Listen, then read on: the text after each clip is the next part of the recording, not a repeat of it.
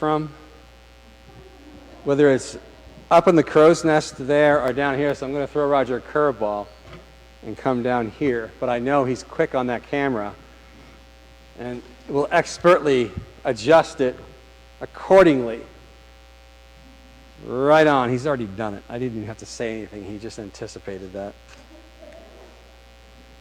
Today we're looking at another psalm. Borrowed time, buying time, high time, and ahead of his time. Lots of statements about time there. We'll see what the sermon brings today. Psalm 31, look at 1 through 5 and also 15 and 16 at the end. Psalmist David says, "In you, Lord, I have taken refuge. Let me never be put to shame. Deliver me in your righteousness. Turn your ear to me. Come quickly to my rescue. Be my rock of refuge, strong fortress to save me. Since you are my rock and my fortress, for the sake of your name, lead and guide me. Keep me free from the trap that is set for me, for you are my refuge. Into your hands I commit my spirit. Deliver me, Lord, my faithful God. My times are in your hands. Deliver me from the hands of my enemies, from those who pursue me. Let your face shine on your servant. Save me in your unfailing love." Talking about time today. So, yeah, the alarm clock goes off in the morning. I reach over and look at my cell phone as I shut the alarm off. 5:15. Yep, my alarm worked again, as it always does, unfortunately. So why do I even have to check the time? Because I know my clock is going to be accurate and my phone is going to get me up at the right time. So why do I have to look at the time? If it beeps, it's the time that I set it for, right? But I just have to look at that time because I have to know, what time is it? I check the time anyway. I check it again on my phone when I'm headed to the kitchen for breakfast. And several more times as I'm watching WMUR's news team, Sean and Eric and Kevin Skarupa on weather. Come on, you know this. These people, these are like your family, right? Every morning. Now, Catherine's there, the new one there. She's on there too. And the time is always in the lower right-hand corner of the newscast. You know what time it is, right there in the lower right of your screen. So I check that again. I check it over and over again. I check my smartwatch while I'm walking out to the car to make sure that I'm leaving on time. I got to get to the office here downstairs and start the coffee maker because it takes a century to heat that thing up. And I have to have the coffee ready by Tuesday morning Bible study, or else people will come in and say, "Where's the coffee?" Or "Where's the hot water?" for those tea drinkers out there, and you know who you are. But it's all hot when you get there because I'm looking at the clock on the way to work here. My car. I get in my car. My car is warming up, and I check the dash clock a couple of times. So what time is it? Am I on time here? Just making sure that I'm on schedule. Well, driving up to the church is pretty predictable, but I look at the dash clock a couple more times just to make sure that I'm still on time and reassuring myself of so. I get to the church, I walk into the fellowship hall, and I take a look at the big clock on the wall, the big, huge one that you cannot miss down there. It's enormous. It's on the wall, and I said, yep, there it is, right on time. So I immediately plug in the coffee maker. First thing I do when I come into first thing, plug it in, therefore it's done. And then I open my beautiful new office door, and I walk in and I turn on my lights in my office, which gives me the ability to look at the clock on the wall. So I check the clock on the wall. Yep, that's the time it is. Good, everything's working out great. So I sit down while the coffee machine is heating up, and I open up my laptop, and yep, turn it on, and as soon as it boots up, there's a little clock in the corner that I check. Well, there's the time again. So looking at that. Eventually, and after the coffee maker takes its centuries to heat up, I'm making coffee and setting up the cups and the cream and the sugar and checking on the clock on the wall again. It's time to move the tables. So I got to move the tables into position for our Tuesday morning Bible study crew. All of this, everything that we do, is all done before 9:30. People start showing up, and I'm watching for the time that we start. And it's right at 9:30 that we usually start, but we never really do start on time because everything's usually like 5 minutes after the time anyway here. So 9:35 we kind of start. But even though I'm looking at the clock in the back of the room, the fellowship hall, to make sure And right now, I'm looking at that clock right now, which is in the back of the sanctuary. There it is sitting right in the wall, and I look at that oftentimes during the service to think about how much of a sermon I have and how much time I have, and I'm sure you're all checking your watches too to make sure that I'm not going over my 30-minute time lot. I don't know who gave me 30 minutes to preach. Whoever gave me 30 minutes to preach, that was a very big mistake. 20, no, it's not 20, it's 30. It's got to be in my contract somewhere. And you're like, when is he going to be done? Oh, it's 32 minutes. He's 2 minutes over. Anyway, I feel like time, all this talk about clocks and checking, I feel like time is like a wild bull, and I'm a bull rider. You see the bull riders, and like in a rodeo. I actually came to Manchester not too long ago. My daughter Emily went to see it. It wasn't that, she said it was great. Anyway, you've seen it. The cowboy or the cowgirl gets on the back of the bull. And it's trapped in this little pen on the side of the ring. And the rider gets on, and they look all amped up. They look all juiced up. They're like, and they're getting on that thing, and they're ready for like the onslaught. And they lash their hand to this saddle thing or whatever is on the bull. They lash their hand like they're locking it on so tightly, and then they give the nod. And the door opens, and the bull goes wild, and the rider is tossed around like a wet piece of spaghetti, and within seconds, the rider is on the ground. Because you just can't hold on to the thing. Maybe you can for, a few quick seconds, but maybe for 8 seconds even if you're really good or the bull's kind of sleepy that day, but not for more than that. It would tear your arm off. And that's how I feel like time is. It's like you can't hold time in your hands.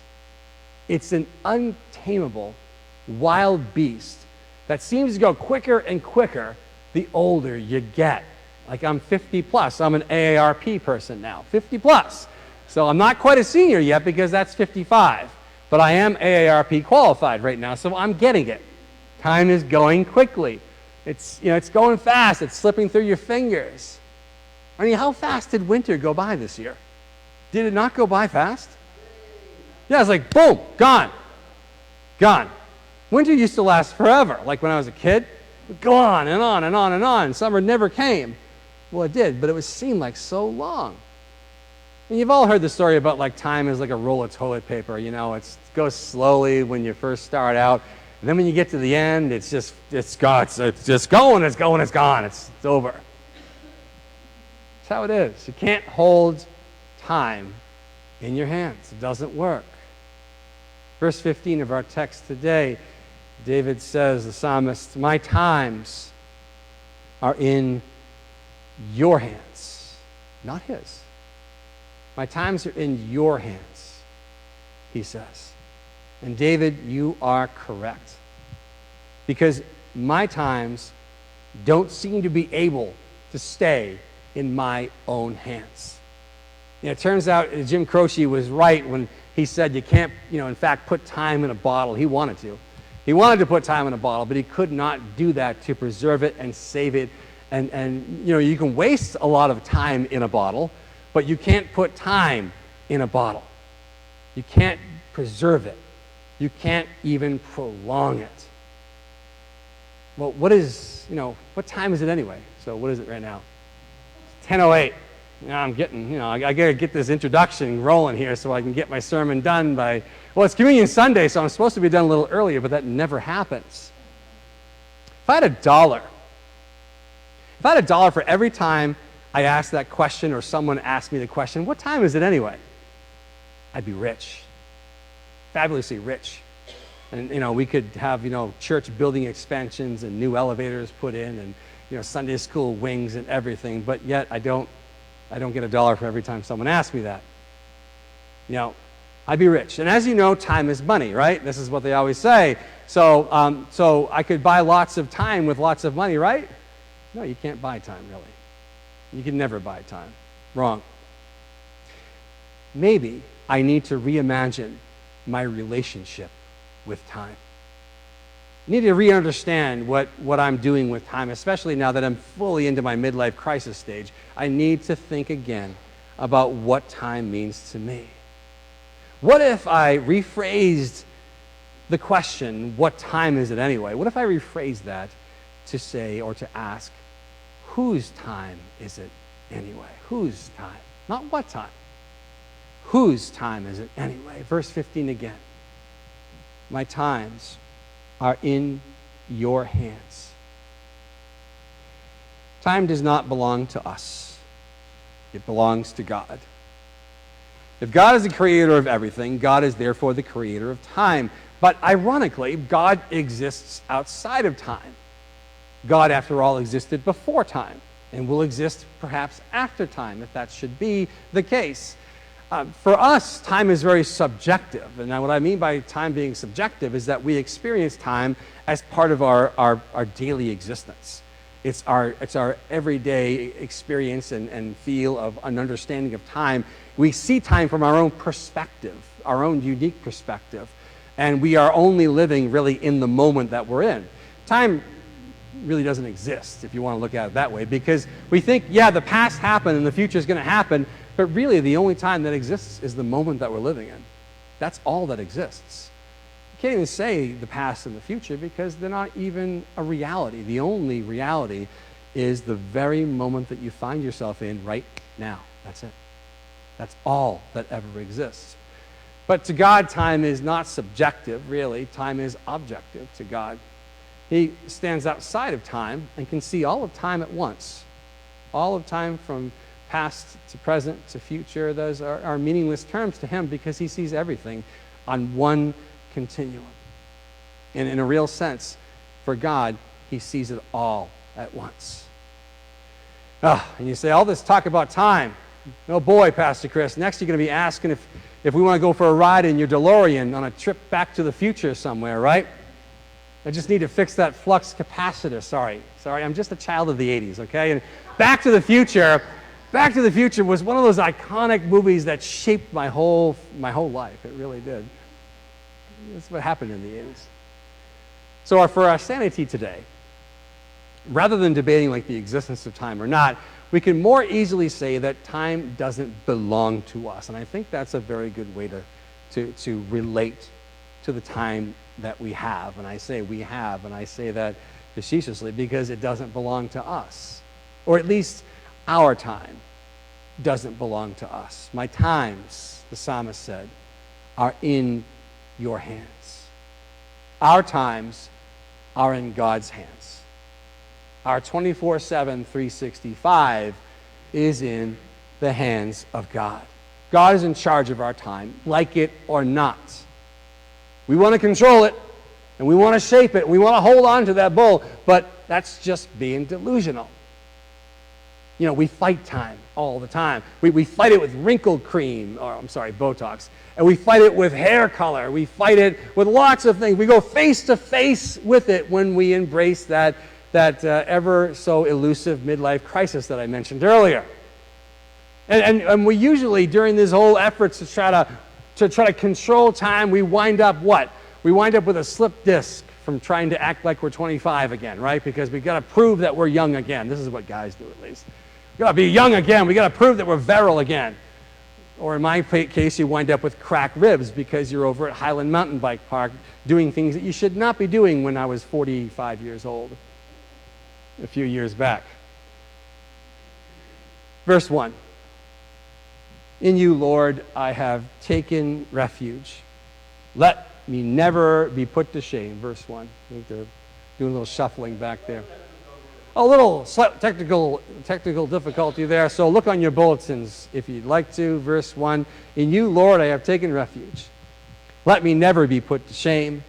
Deliver me in your righteousness. David, the psalmist, had a power struggle with his times. But in the end, he came to understand that God is his creator, the one who advocates for him and rescued him, and who did not want to see him suffer. David then was willingly, sometimes reluctantly, as we are too, if we're honest, he was willingly, although reluctantly, ready to surrender his life to the care and protection of God. Verse 2, turn your ear to me. Look at him, he's coming to God here. Turn your ear to me, come quickly to my rescue. Be my rock of refuge, a strong fortress to save me. Since you are my rock and my fortress, for the sake of your name, lead and guide me. But there was a problem. There was a problem. David was looking into the face of his own mortality. You know, we all have, sometimes a staring contest with death at some point in our lives. Sometimes, or at many points in our lives, we do this. And at these times, you realize that you're living on borrowed time. We're all living on borrowed time.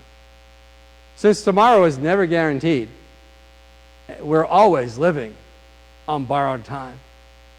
Never did I understand this until I had that full-on heart attack at 44 years old.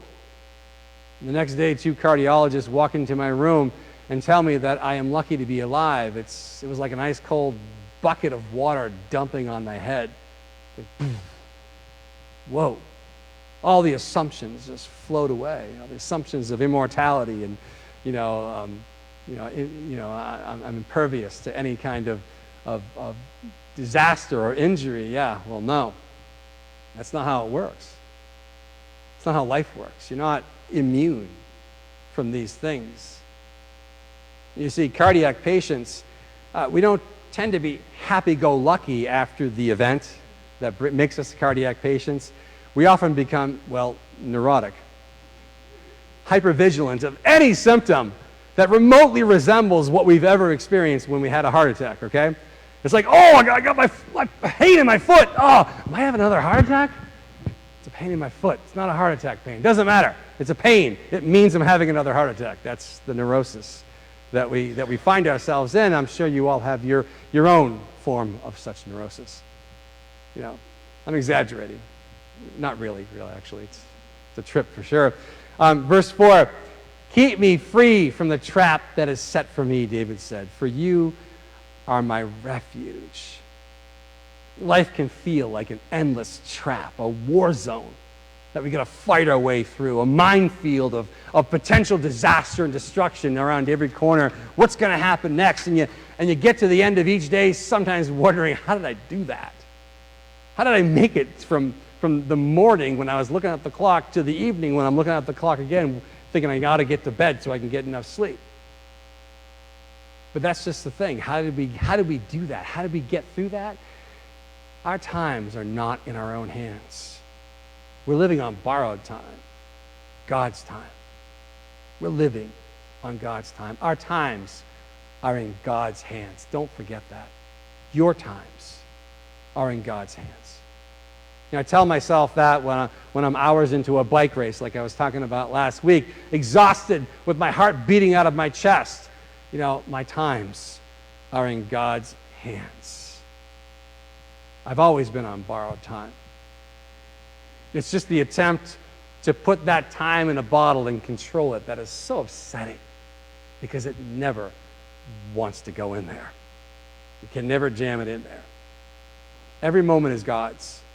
And whether we live or die is in his hands.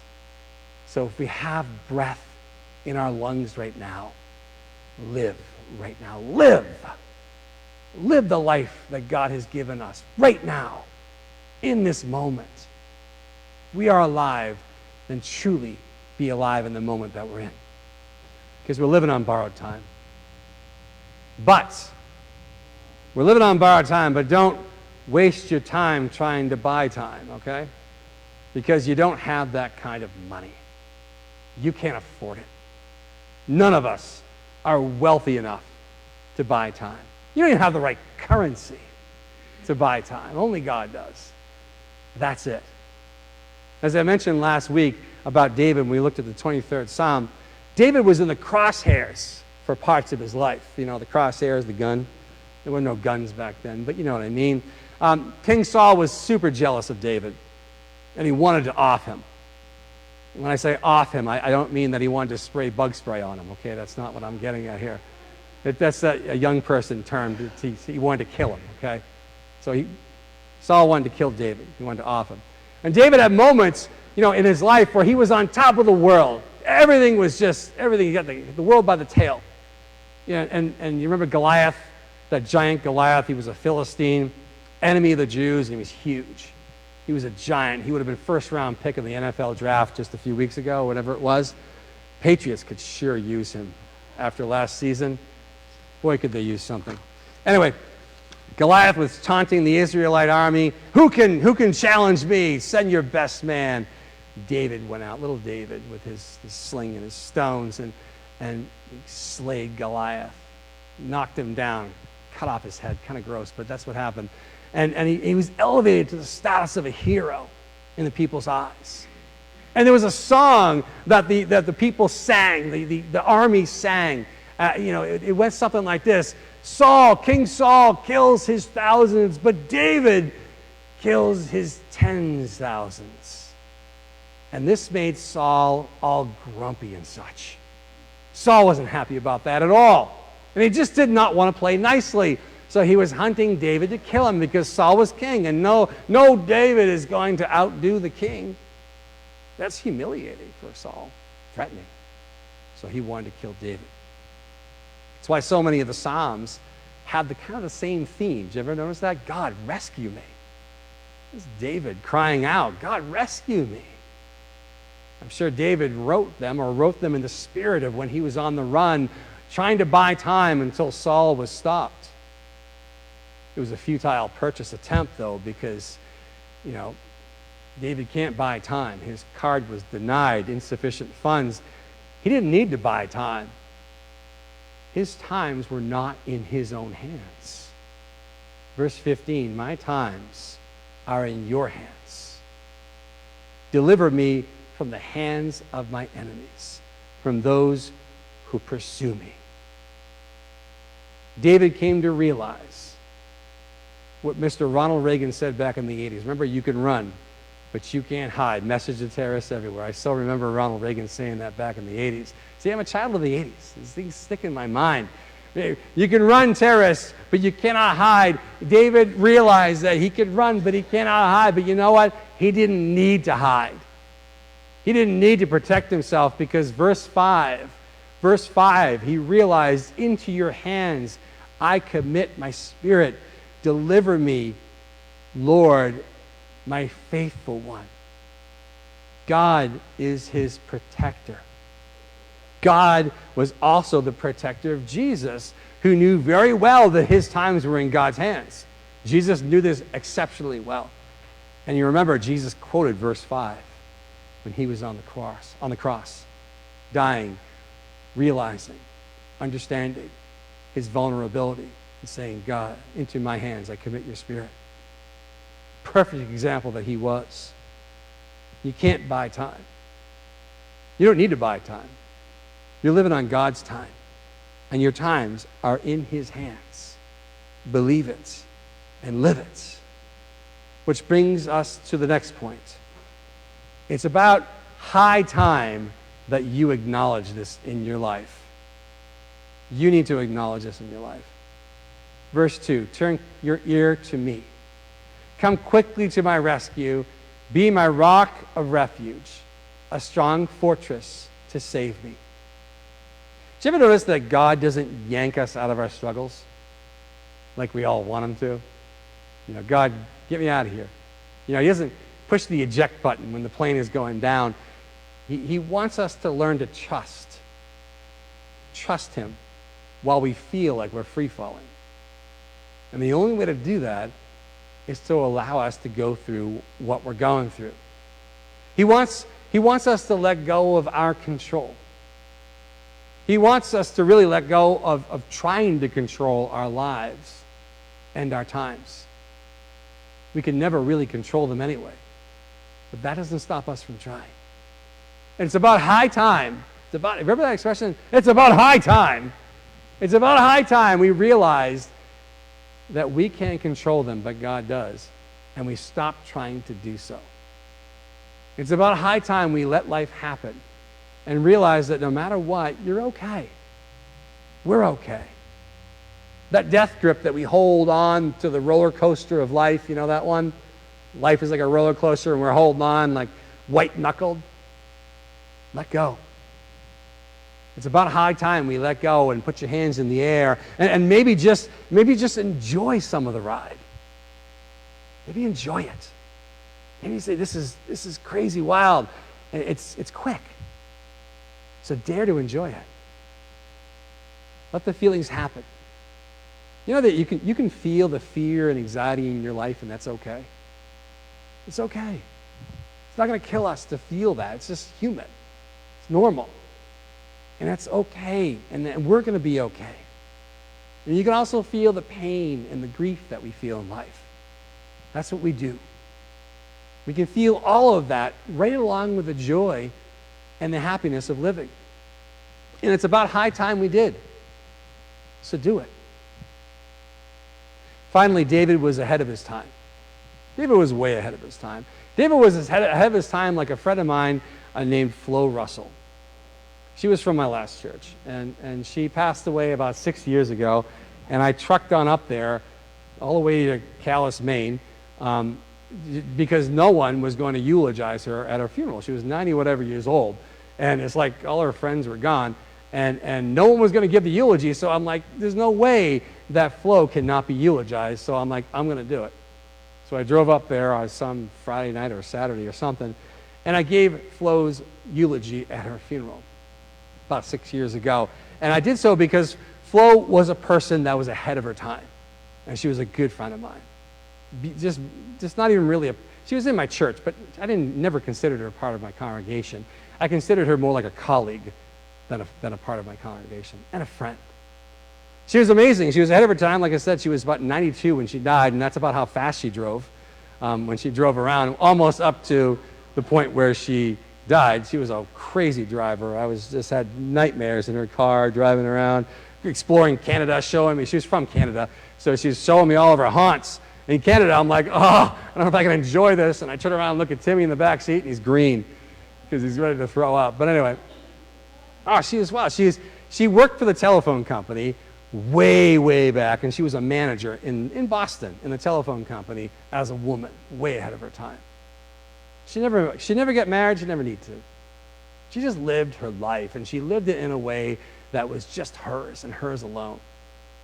And I was always so impressed with her, so ahead of her time. David was ahead of his time too. David learned what most of his contemporaries never understood, that his times were in God's hands. He learned that. Through all the ups and the downs. And David had times where he was over the moon in this world, celebrating God's blessings. And he had low times when he made moral failures, and he paid for it dearly. Dearly. But in the end, he was ahead of his time because he always had one foot in eternity, saving his spot in the forever world of God's grace. Realize that you're on borrowed time. Stop trying to buy time because you can't. It's about high time you let go of that wild bull because you're not going to tame it. And just live your life. And stop shaking hands with the clock and be ahead of your time.